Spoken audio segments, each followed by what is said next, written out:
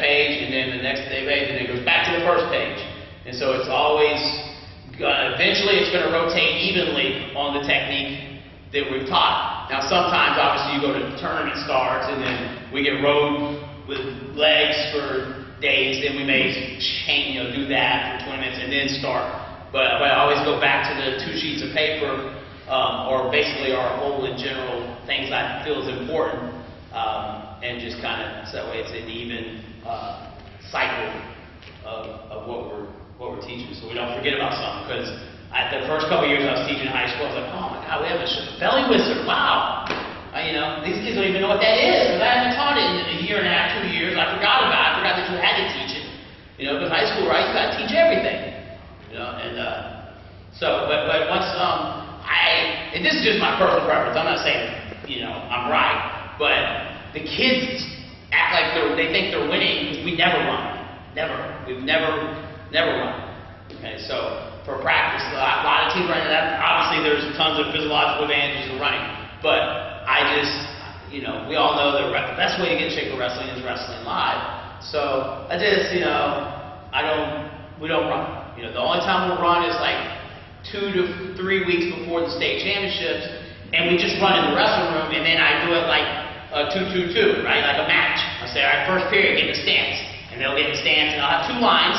The line behind them has to be in the stance the whole time. But then in sprint, I blow the whistle, and they just go down and back, this way, down and back. So I'm like break at like 37 seconds and be like, all right, went out of bounds. All right, get back set, ready to go, and then they run back and forth, and it gets to about minute 12, and I'm like, break. This guy got hit for stalling. All right, get back on line. And so they go, and then all right, that's the end of the first period. All right, flip the coin. So basically, I just go through a whole match. Like it happened, and do 2-2-2, and then of course you throw in the overtime and then sudden death, and you do different. I do different things like run down, do 5 push-ups, sprint back. Run down, do 5 high knees, sprint back. Run down, do 5 curl-ups or sit-ups, and then come back, or and then on bottom, like third period we chose down, so they'll start at the line on bottom, and then I'll blow the whistle, and they have to do a stand-up, and then get to their feet, shear, and then sprint down, and then So I try to rotate it, like I'll do legs. A lot of leg stuff when they get down there, air squats or high knees, whatever, and then I'll do push-ups when they get down there or whatever. But basically but really to me, I'm just not really doing that because I think it's really going to help them win in a match as far as physiologically.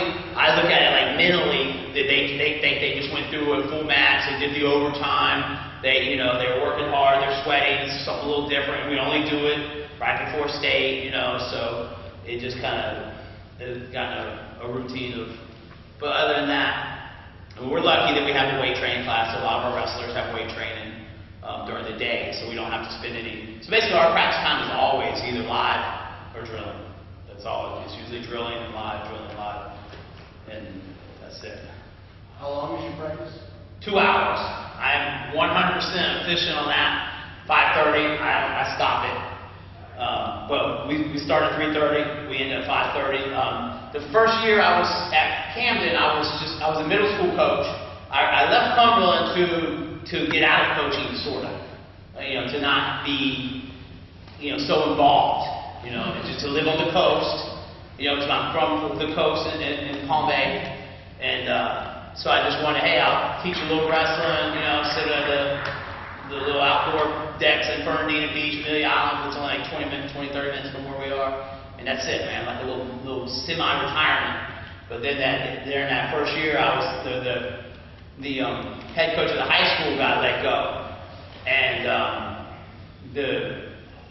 I didn't know what I was going to do. I mean, I had a couple different options, but long story short, I had a friend that was pretty high up in the school board, and I called him. I said, hey, if I don't coach wrestling, so I heard this rumor about, I just want to verify, just please shoot me straight, don't give me the politically correct BS answer. If I don't coach wrestling, do I need to be worried about my job? He said 100%. I said, shh. I said, yes sir, thank you. And so I said, well, I said, if you stay here, I got to be the head coach.